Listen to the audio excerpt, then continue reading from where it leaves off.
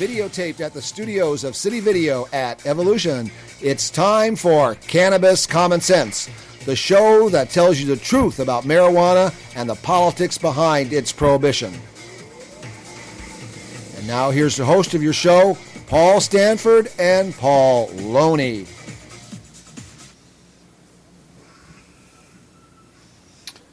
Hello and welcome to another exciting edition of Cannabis Common Sense. Right over here we have Paul Loney, who is our political committee's treasurer and an attorney.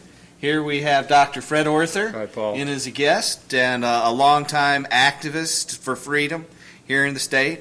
I'm Paul Stanford. Welcome to the show. Yeah, and this show was brought to you by our Political Action Committee, the Campaign for the Restoration and Regulation of Hemp. It's all volunteer effort, and it exists solely to put the Oregon Cannabis Tax Act on a ballot, which exists solely to get back some of our freedoms, which allow us to enjoy cannabis recreationally, hand it out as medicine through pharmacies, and allow our farmers to grow industrial hemp. Yeah, the Oregon Cannabis Tax Act would allow the state to make some money just the way they make money off beer, liquor, and tobacco in terms of taxing it through the state liquor store system, like they do with distilled alcohol. The state would license farmers to cultivate the drug for sales to the state commission. Then the state commission would distribute it at cost to pharmacies and to the liquor stores where they'd make a profit. It would also allow farmers to cultivate industrial hemp. And hemp, as many of our viewers know, produces more fiber for clothing and textiles and paper, and more oil for fuel and food, and more protein than any other plant on this planet.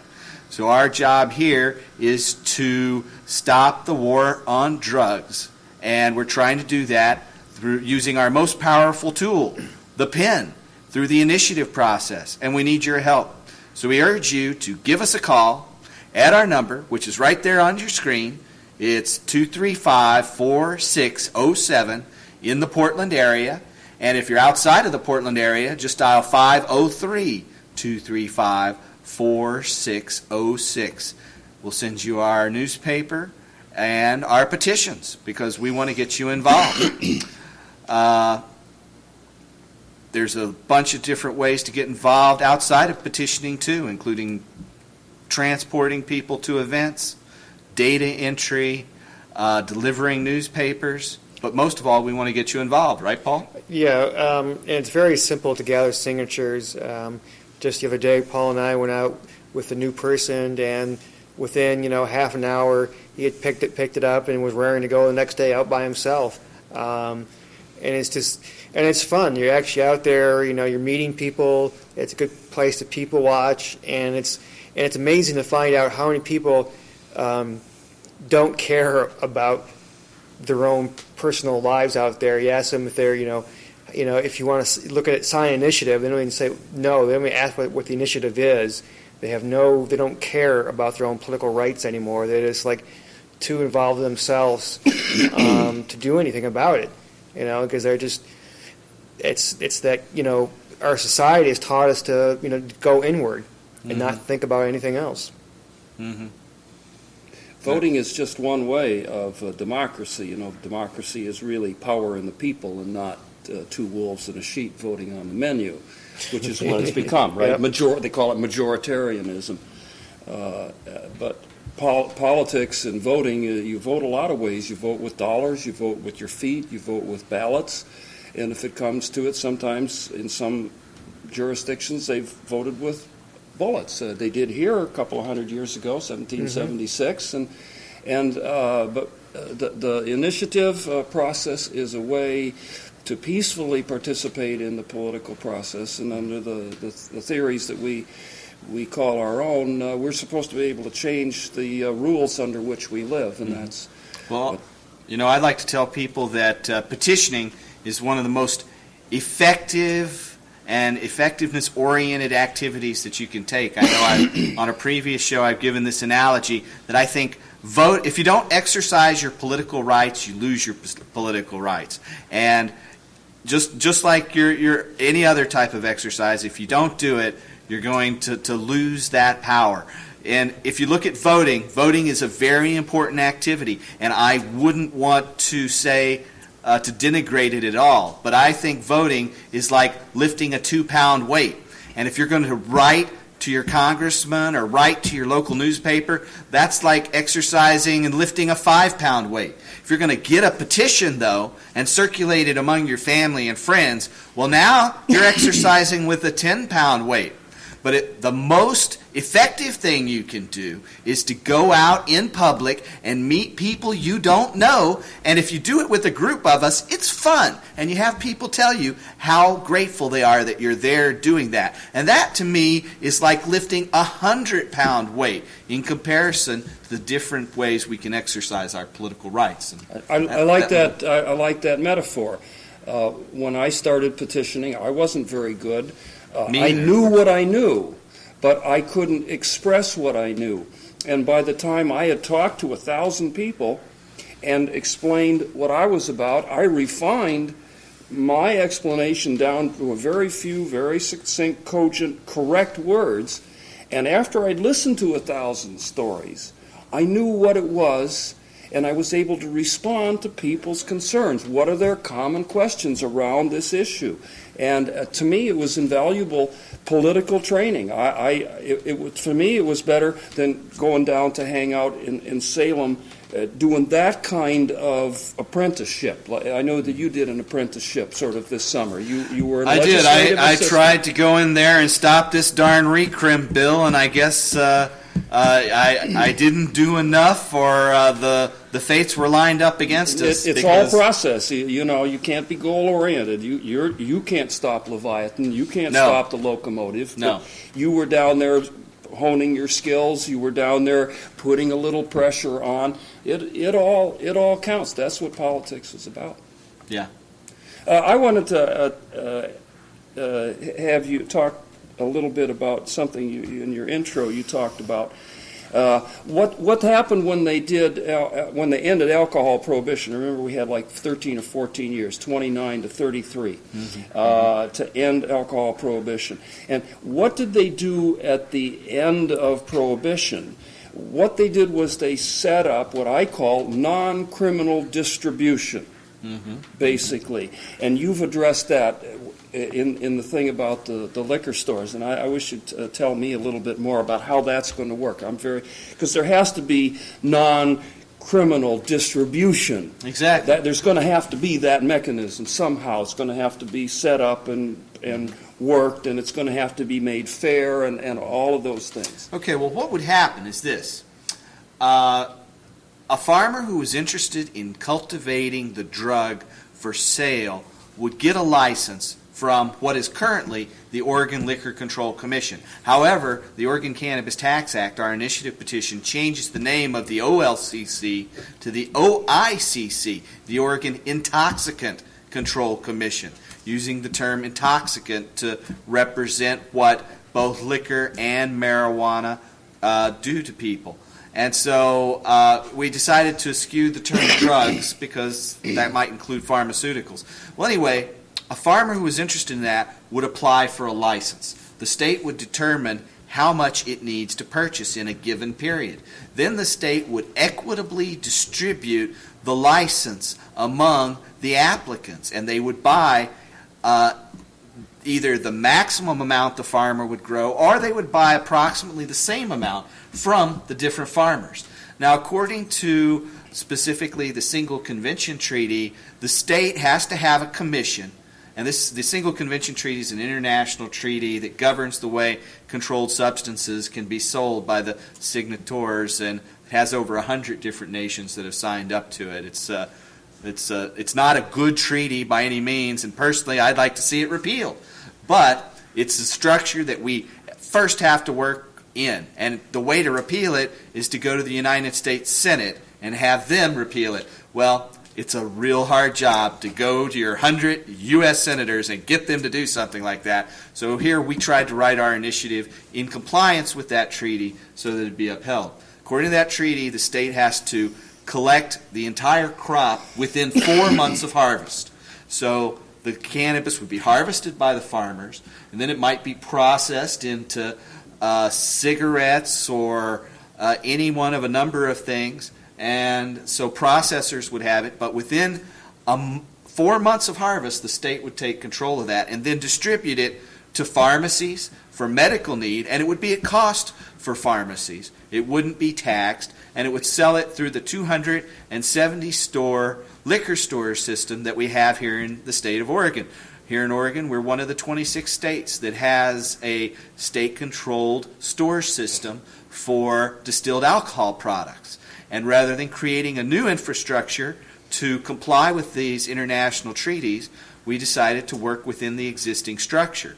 So the state would take control of it and put it in the state liquor stores. However, our initiative allows individuals to cultivate their own marijuana without a license. And it also makes it illegal to prohibit any specific strain of seed or cuttings. So if you want to go to your local garden store and pick out the variety you want or the seed that you want, the trade in seeds and starts is not regulated. But the trade in the drug is. Basically, it's like wine and beer. If you want to brew your own beer or make your own wine, you don't need a license to be able to do that. But if you want to brew enough beer or make enough wine to sell, and you want to sell it, then you've got to get a license, and the government's going to come in and make certain you're applying the laws that the legislature's enacted. Does that explain it? Is there anything that's missing here? Yeah, we have, again, in short, a non-criminal distribution system. It's set up. We have the skeleton or the outline or it's already there. Mm-hmm. Does the single convention deal with alcohol as a substance? No. So that's out of the... Exactly. Okay. The purview of the single convention. Okay. It's not a scheduled drug. So and they don't, and it's not, and tobacco also is not a scheduled drug. No, not at all. It's not even considered a drug yet, even though the settlement with the tobacco companies... Well, no, in the U.S. now that the FDA has the authority to regulate tobacco as a drug. It is a drug. Yeah. Okay, so we should see some interesting things. If it was health and safety, as somebody pointed out not too long ago, they would be confiscating the homes and cars and money of people who use alcohol and tobacco, or who buy and sell alcohol and tobacco, and that's the prohibition approach. And they have chosen not to do it at all as far as tobacco is concerned until recently. And that's 400,000 deaths a year, according to mortuary statistics. 400 and far more than alcohol. Even. Yeah, alcohol, you get 100,000 deaths a year, but for marijuana, zilch, and zero, folks. Even if you believe their numbers, that's their numbers. Illegal drugs put together is less, 5,000, something like that? Yeah, because very few people, actually die from illegal drugs. They die from, poor nutrition because they're doing illegal drugs. Pharmaceutical drugs, though, like 20 to 50,000. Well, it's the same thing. It's the same thing, though. Pharmaceutical drugs. People have poor nutrition and they're doing pharmaceutical drugs. Yeah. But it's from all the side effects, that the impurities that they mix with these drugs. Yeah. Like even these days with cannabis, you never know what's sprayed on cannabis. I mean, that's for anybody who's a consumer out there, that's the scary part. You don't know what somebody's sprayed on. So in light of that, I'd like to point out that the Oregon Cannabis Tax Act takes that into consideration. The cannabis that is sold has to be graded and tested for adulterants. And the packages have to say what adulterants, what additives are included in that cannabis. If you look at tobacco, we all know they put saltpeter in there to make them burn. They actually put a little bit of ammonia in there to release the nicotine and make it pass through the blood air membranes in your lungs. They put in, I've heard upwards to, 400 different chemicals in a tobacco cigarette, but you'll never find that written on any pack of tobacco cigarettes. what they do is they chop it up and they put it into a sludge and they add a bunch of stuff to it and then they dry it out. Well, according to the Oregon Cannabis Tax Act, if they wanted to do something like that with cannabis, they'd have to list every single additive, and they would have to warn of the health danger of any that have harmful effects, known harmful effects to human health. They brought it on themselves, you know. When I was a kid, 50 years ago, we all called cigarettes were called coffin nails. Everybody knew that one cigarette took a day off your life. That was, or an hour. You know, there was everybody knew that. That was common knowledge. It was vernacular proof. And, you know, they've gotten away with that for years. They run that scam, well, science hasn't proven. Well, yes, nobody asks science. They ask shills, and Shill said, oh, no, there's nothing. But, you know, they have not treated tobacco very well. The thing I find historically interesting about alcohol prohibition is we had prohibition from 29 to 33. And historically, to me, it looks like for the next 50 years after alcohol prohibition was repealed, that the public attitude was so bad about anybody that talked about alcohol that we couldn't publicly recognize that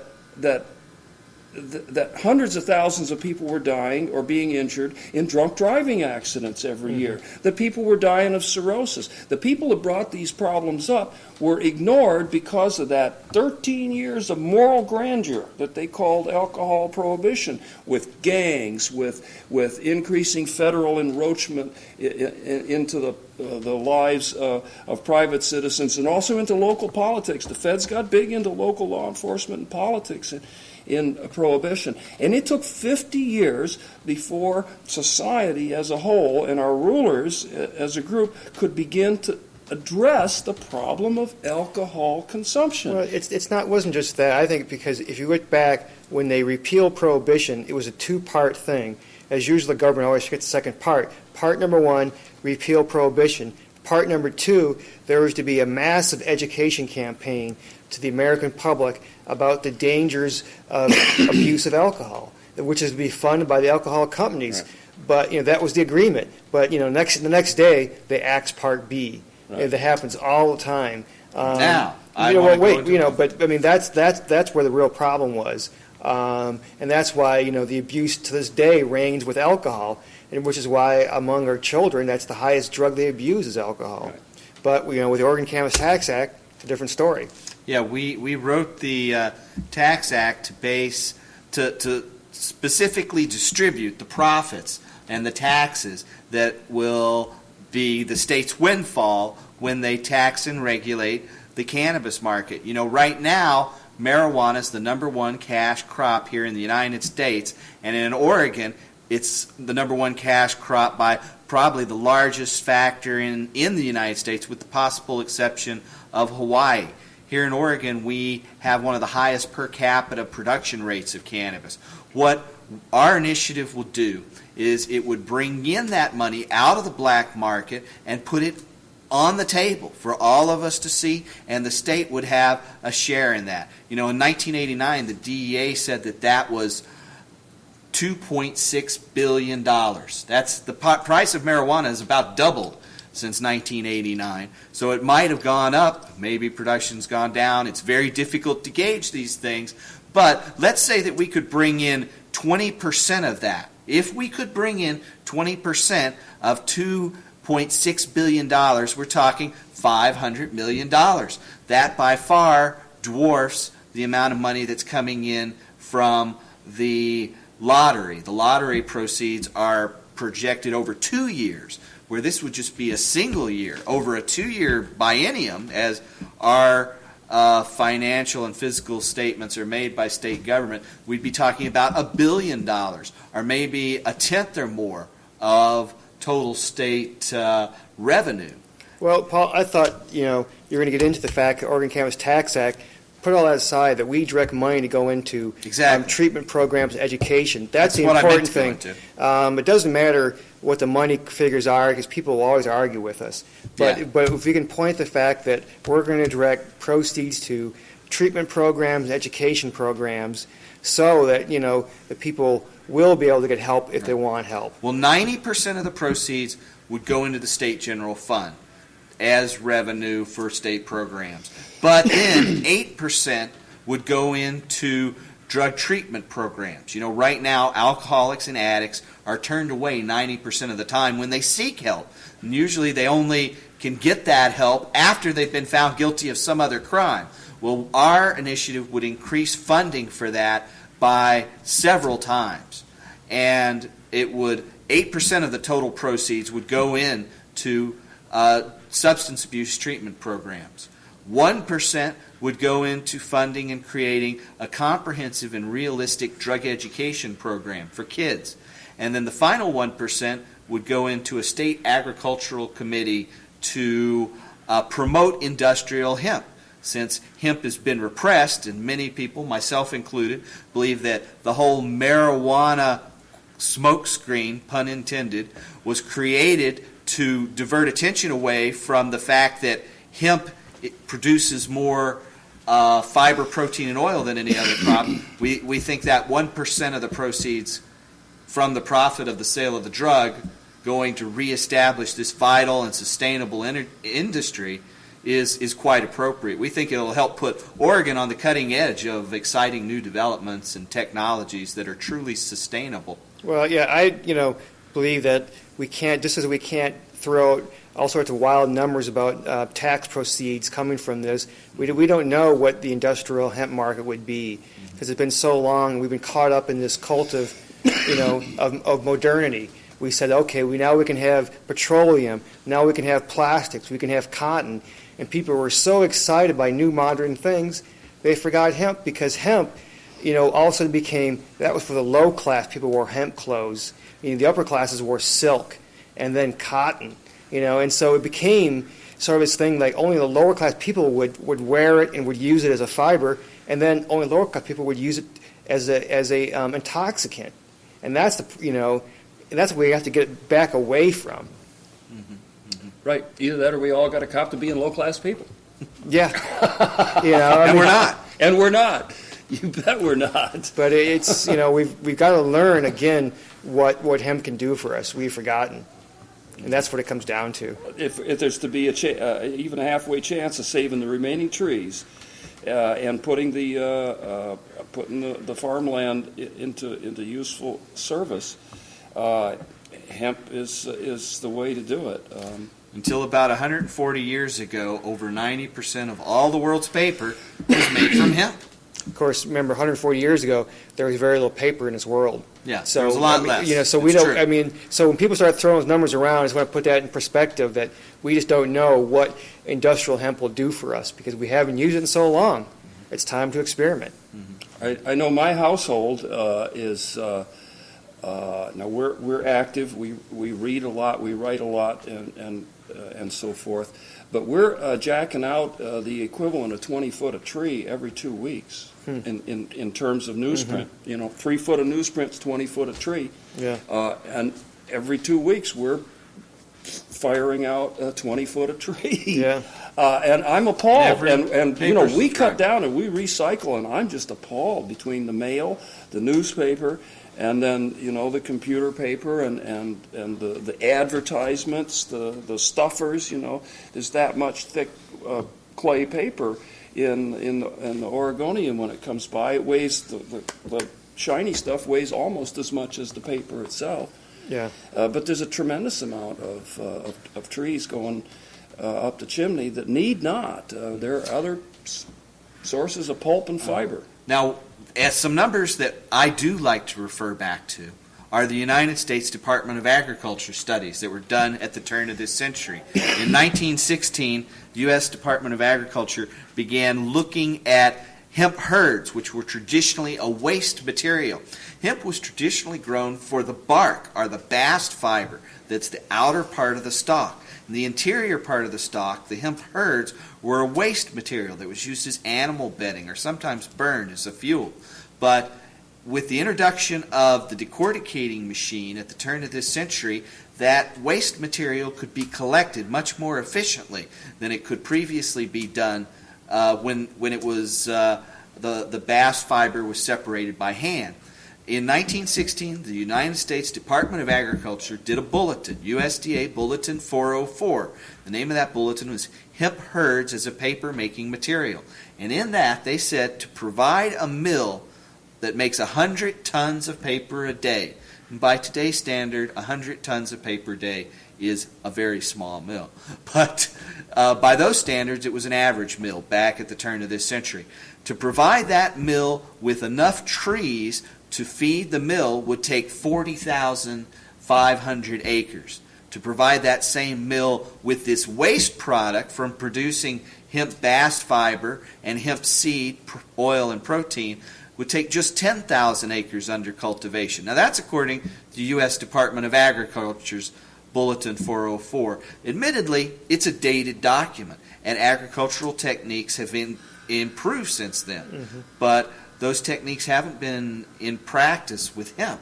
Well, so we really don't know what it would do today. Well, to get back, it's time to experiment once again, and pun intended there once again. We have to experiment with hemp to find out what it can do for us, and we've forgotten as a society, and it's time to say, okay, let's do it, and that's why we have the Oregon Cannabis Tax Act.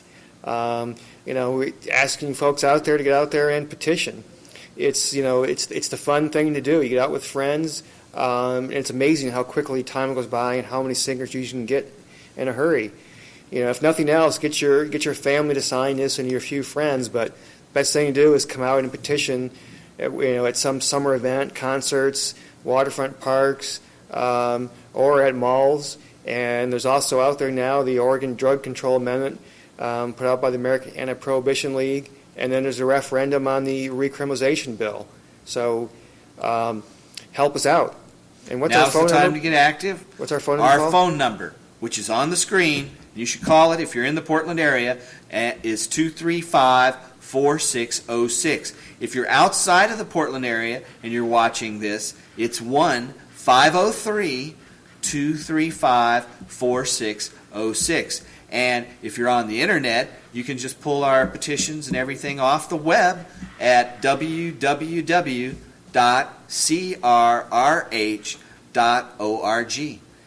Get those petitions, because that's the way you can have a real impact, and it's the most highly effective activity you could take to stop the buildup of coercive police power in America. That's what I think. Yeah, and initiatives. All of these so-called political consultants and the politicians in Salem themselves say that if you get something on a ballot, that's when they pay attention. That's true. It's like what happened last time with the Oregon Clean Stream Initiative. It got on a ballot, but it lost.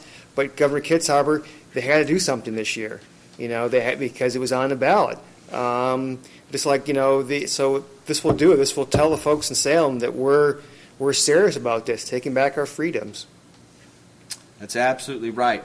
But we can't do it ourselves. I often hear the question, what are you going to do to legalize marijuana? Well, we're not going to do it by ourselves. We're all in this together, and it's going to take all of us to stop this. And it's going to take us going to our family and friends. It's going to take us getting petitions. Thanks for watching. It's been another exciting edition of Paul. Oregon Thank you, Paul. Thanks, Dr. Fred. Tax Act and Cannabis Common Sense. Thanks for coming, Fred. Hey, good. Thank you. you. Doing, Paul. Thanks, Paul. Right.